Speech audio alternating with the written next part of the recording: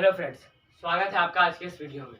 तो आज हम लोग क्लास 10th के एनसीईआरटी मैथ के बुक से चैप्टर 3 दो चर वाले रैखिक समीकरण युग्म pair of linear equation in two variable का एक्सरसाइज 3.2 का क्वेश्चन नंबर 3 को सॉल्व करने वाले हैं। तो चलिए वीडियो को शुरू करते हैं। तो क्वेश्चन नंबर 3 को पढ़ने से पहले आप ये तीन चीज को ध्यान रखिएगा कि जब आपका a1/a2 b1/b2 के बराबर नहीं होगा तो रेखाएं एक दूसरे को एक बिंदु पर प्रतिच्छेद करती है और आपका केवल एक हल होता है। ठीक है, इस बात को याद रखिएगा कि जब आपका a1/a2 b1/b2 के बराबर नहीं होगा तो रेखाएं एक दूसरे को एक बिंदु पर प्रतिच्छेद करेंगे और आपका केवल एक हल होगा। और जब आपका हल निकलता है तो केवल ये आप देख लीजिए, दो नंबर क्या है कि a1/a2 b1/b2 के बराबर है और c1/c2 के बराबर नहीं होगा तो रेखाएं समांतर होगी और आपका कोई हल नहीं निकलेगा। ठीक है, जब a1/a2 b1/b2 के बराबर होगा और c1/c2 के बराबर नहीं होगा तो रेखाएं तो समांतर होगी और आपका हल नहीं निकलेगा। ठीक है, उसके बाद क्या है a1/a2 b1/b2 और c1/c2 तीनों आपस में जब आपका बराबर होगा तो रेखाएं समपाती होगी और आपका अनेक हल निकलेगा। ठीक है, a1/a2 b1/b2 और c1/c2 आपका तीनों आपस में जब बराबर होगा तो रेखाएं समपाती होगी और आपका अनेक हल निकलेगा। ठीक है, इस बात को याद रखिएगा। और जब आपका हल निकलता है उसको हम लोग बोलते हैं संगत।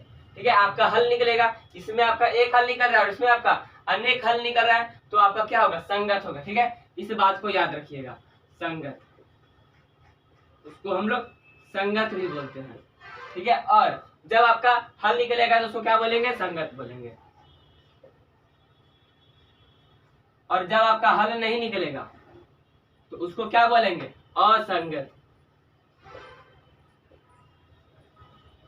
क्या बोलेंगे, असंगत। ठीक है, तो अब देखिए हमारा क्वेश्चन नंबर 3 को हम पढ़ रहे हैं कि कह रहा है कि अनुपातों a1/a2 b1/b2 और c1/c2 की तुलना कर ज्ञात कीजिए कि निम्न रैखिक समीकरणों के युग्म संगत है अंश असंगत। तो हमको यही देखना है, तो जिसका आपका हल निकलेगा वो संगत और जिसका हल नहीं निकलेगा वो आपका असंगत। यानी कि आपका a1/a2 और b1/b2 संगत होगा और a1/a2 b1/b2 और c1/c2 तो तीनों आपस में बराबर होगा तभी आपका संगत होगा। यानी कि ये दो कंडीशन में आपका क्या होगा, संगत होगा। और ये आपका जो बीच में बच गया खाली कि a1/a2 b1/b2 के बराबर है और c1/c2 के बराबर नहीं होगा तो वो आपका क्या होगा, असंगत। ठीक है, ठीक है, समझ में आ गया ना। तो अब देखिए अब हमको इसको चेक करना है तो चेक करेंगे। तो यहाँ पर सबसे पहले लिखेंगे हल। पहले हमारा a1 होता है तो a1 हमारा क्या हो गया, 3 हो गया बटा a2 हमारा 2 हो गया। उसके बाद हमारा b1 क्या हो गया, 2 और b2 क्या हो गया, -3। ठीक है, अब आप देखिए ये आपका 3/2 है और ये 2/-3 है। और आपको पता होगा कि माइनस हमारा नीचे कभी नहीं होता है, या तो वो आपका बीच में होगा ये या वो आपका ऊपर होगा। तो हम लोग ऊपर ही लिख देते हैं, उससे हमको कोई दिक्कत नहीं। ठीक है, तो अब देखिए ये आपका 3/2 है और ये -2/3 है। तो क्या ये बराबर है आपस में, तो ये आपस में बराबर नहीं है, ये आपस में बराबर नहीं है। यानी कि a1/a2 not equal to b1/b2, a1/a2 not equal to b1/b2। यानी कि आपका एक हल निकलेगा और जिसका हल निकलता है उसको हम लोग क्या बोलते हैं, संगत। ठीक है, क्या बोलते हैं, संगत बोलते हैं। ठीक है, अच्छा लगा समझने में तो प्लीज वीडियो को लाइक कर दीजिएगा कि जब आपका a1/a2 b1/b2 के बराबर है तो उसको क्या होगा, एक हल निकलेगा और जब आपका हल निकलता है तो उसको हम लोग क्या बोलते हैं, संगत बोलते हैं। तो उसी के साथ हमारा दूसरा नंबर भी क्वेश्चन है। दूसरा नंबर तो दूसरा नंबर हमारा क्वेश्चन है 2x - 3y बराबर 8 और 4x - 6y बराबर 9। आपका यही क्वेश्चन है कि 2x - 3y बराबर 8 और 4x - 6y बराबर 9। तो आपका a1 क्या हो जाएगा, आपका a1 हो जाएगा 2, a2 क्या हो जाएगा 4, उसके बाद b1 आपका क्या हो जाएगा -3 और आपका b2 क्या हो जाएगा -6। ठीक है, अब पहले इसको देखिए, ये 2 इकाई 2 और 2 दूनी 4 हो गया, माइनस तो माइनस कट जाएगा और 2 3 इकाई 3 और 3 दूनी 6, यानी इसका क्या हो गया 1/2 और ये 1/2। तो दोनों आपस में बराबर है, तो ये आपका बराबर हो गया, तो ये दोनों भी आपस में क्या होगा, बराबर होगा। ठीक है, अब देखिए ये आपका पहला में क्या था कि दोनों आपस में बराबर नहीं होगा। अच्छा अब देखिए ये दोनों में आपका a1/a2 b1/b2 a1/a2 b1/b2 दोनों में ये आपका बराबर है, लेकिन अगर आपका c1/c2 बराबर नहीं होगा तो आपका क्या होगा, रेखाएं समांतर होगी। ठीक है, जब आपका c1/c2 बराबर नहीं होगा तो रेखाएं समांतर होगी, यानी कि आपका हल नहीं निकलेगा। और मैंने अभी बताया है जब आपका हल नहीं निकलता है तो उसको असंगत बोलते हैं, और हल निकलता है तो संगत बोलते हैं। और आपका अगला में क्या है कि जब c1/c2 तीनों आपस में बराबर होगा तो रेखाएं समपाती होगी, और आपका क्या होगा, अनेक हल निकलेगा, और हल निकलेगा तो संगत। ठीक है, तो अब देखिए आपका c1 क्या हो गया 8, तो यहाँ पर 8 लिखे, c2 क्या हो गया 9, तो ठीक है a1/a2 ये भी a1/a2, तो a1/a2 b1/b2 दोनों आपस में बराबर है, और ये c1/c2 बराबर नहीं ना है, तो यहाँ पर क्या हो जाएगा, अनइक्वल। तो ठीक है a1/a2 b1/b2 not equal to c1/c2, तो रेखाएं क्या होगी, समांतर होगी, कोई हल नहीं निकलेगा, और हल नहीं निकलेगा यानी कि असंगत। ठीक है, क्या होगा आपका, असंगत। क्या होगा, असंगत। तो आपको दोनों नंबर क्वेश्चन समझ में आ गया होगा कि जब आपका हल निकलेगा उसको संगत बोलेंगे, और जब आपका हल नहीं निकलेगा उसको क्या बोलेंगे, असंगत बोलेंगे। ठीक है, क्या बोलेंगे, असंगत। तो आपका तीसरा नंबर क्वेश्चन में टोटल 5 क्वेश्चन है, तो जिसमें से 4 को बता देंगे, और अब आप कमेंट करके बताइएगा कि आपका वो संगत है या असंगत है। ठीक है, आपका तीसरा नंबर क्वेश्चन यहाँ पे लिख रहे हैं, तीसरा number question 3/2 x plus 5/3 y बराबर 7, और आपका अगला है 9x माइनस 10y बराबर 14। ठीक है, चलिए इसको क्या करते हैं, मिटा देते हैं। आपको याद रहेगा कि a1/a2 not equal to b1/b2, तो आपका एक हल निकलता है, और एक हल निकलेगा तो संगत। उसी तरह a1/a2 b1/b2 के बराबर होगा, और c1/c2 के बराबर नहीं होगा, तो आपका क्या होगा, रेखाएं समांतर होंगे, और रेखाएं समांतर होंगे तो आपका हल नहीं निकलेगा, और हल नहीं निकलेगा यानी कि असंगत। ठीक है, याद हो गया। उसके बाद आपका तीसरा क्या है कि a1/a2 b1/b2 और c1/c2 तीनों आपस में बराबर होगा, तो रेखाएं क्या होगी, समपाती होगी, और आपका अनेक हल निकलेगा, और हल निकलेगा यानी कि आपका क्या होगा, संगत होगा। ठीक है, तो यहाँ पर तीसरा नंबर क्वेश्चन लिखे हैं। तो अब देखिए हम लोग तीसरा नंबर क्वेश्चन को कैसे सॉल्व करेंगे।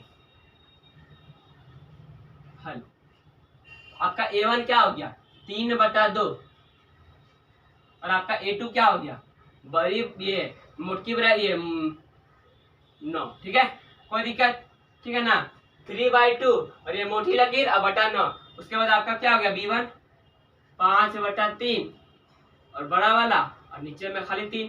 ठीक है, तो ये आपका क्या है a1/a2 b1/b2। ठीक है, अब देखिए आपका जब अंश में 2 गो रहता है, जैसे क्या लिखा है यहाँ पर, अगर हम यहाँ पर लिख दिए a/b और मोटी लकीर c/d।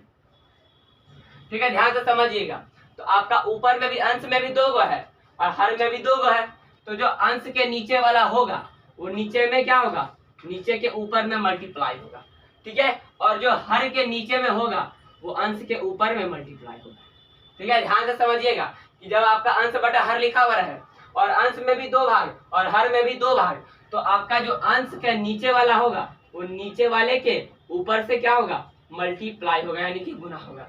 और आपका नीचे वाला, ठीक है, अब नीचे वाले में भी 2 भाग है, तो नीचे के नीचे वाला ऊपर जाके ऊपर वाले में मल्टीप्लाई होगा। ठीक है, समझ में आया ना, बस ध्यान से समझिएगा। अब उसी तरह अगर आपका सिर्फ a1 a/b और खाली c रहेगा, और नीचे में ऊपर में आपका 2 भाग है और नीचे में 1 भाग है, तो ऊपर वाला का नीचे वाला नीचे जाके क्या होगा, मल्टीप्लाई होगा। समझ में आ रहा है ना, कि अगर आपका सिर्फ ऊपर में 2 भाग रहेगा तो ऊपर का सबसे नीचे वाला नीचे में जाके क्या होगा, मल्टीप्लाई होगा। अगर उसी तरह आपका ऐसे रहता a/b/c। ठीक है, तो अब देखिए आपका ऊपर में 1 भाग है, ऊपर में सिर्फ 1 है, और नीचे में 2 भाग है, तो नीचे वाला का सबसे नीचा वाला ऊपर जाके क्या होगा, मल्टीप्लाई होगा। समझ में आया ना। उसी तरह देखिए आपका इसमें ऊपर में कितना भाग है, 2 भाग है, तो ऊपर वाला का नीचे वाला नीचे जाके क्या होगा, मल्टीप्लाई होगा। ठीक है, उसी तरह इसमें भी 2 भाग है, तो ये नीचे जाकर तो क्या होगा, मल्टीप्लाई होगा। ठीक है, समझ में आ रहा है ना। तो ये क्या हो जाएगा आपका 3 और बटा 9 दूनी 18। अब देखिए 5 है तो 5 का 5 हो गया और 3 तिया 9 हो गया। ठीक है, समझ में आया ना कि ये ऊपर में आपका 2 भाग है, तो ऊपर में जो 2 भाग होगा उसके नीचे वाला नीचे आके मल्टीप्लाई हो गया। उसी तरह फिर इसमें भी 2 भाग है, तो ऊपर वाला का नीचे वाला नीचे जाके क्या हो गया, गुना हो गया। तो 3/18 और 5/9, तो ये कट रहा है आपका 3 एकम 3 और 3 छक 18, तो क्या हो गया 1/6 और क्या हो गया 5/9। तो ये दोनों आपस में बराबर नहीं है, तो a1/a2 not equal to b1/b2, तो वो आपका क्या होगा, एक हल होगा। और एक हल कहने का मतलब संगत। ठीक है, क्या होगा, संगत होगा। क्या होगा, संगत होगा। समझ में आ गया ना। अब देखिए, अब हम लोग यहाँ पर चौथा नंबर क्वेश्चन को बना लेते हैं। ठीक है, चौथा नंबर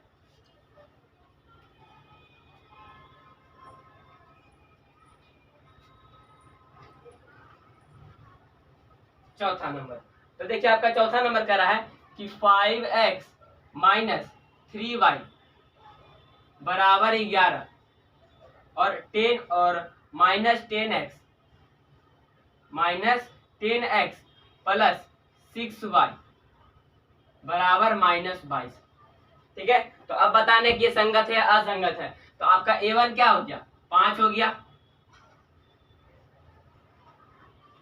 a1 5 हो गया, a2 क्या है -10, a2 क्या है -10। और अभी हमने बताया है कि हर में यानी कि डिनोमिनेटर में आपका माइनस नहीं रहना चाहिए। तो माइनस या तो आपका बीच में रहेगा या ऊपर में रहेगा, दोनों में से कहीं भी रखिए।